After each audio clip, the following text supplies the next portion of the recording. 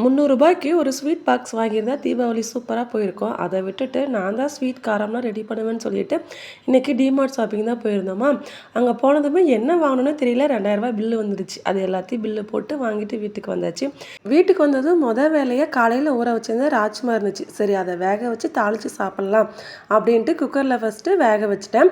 அத என்ன பண்ணிட்டேன், நான் சரியா பார்க்காம விட்டுட்டேன். அந்த கேப்க்குள்ளேயே நாம வந்து இந்த வாங்கிட்டு வந்த திங்ஸ்லாம் அது பாக்ஸ்ல எடுத்து போட்டு வச்சிடலாம்னு நெனச்சுட்டு நான் ரெடி பண்ணிட்டு இருந்தேனா, அதுக்குள்ள 4, 5 விசிலுக்கு மேல வந்துருச்சு. அந்த ராஜ்மா நல்லா குழஞ்சு போயிருச்சு. அத சாப்பிடும்போது அது என்ன டேஸ்ட்ல இருந்துச்சுன்னு தெரியல. அதையே சாப்பிட்டுட்டு அதுக்கப்புறமா நைட்டு சாப்பிடுறதுக்காக தக்காளி சாப்பாடு தான் ரெடி பண்ணியிருந்தேன்.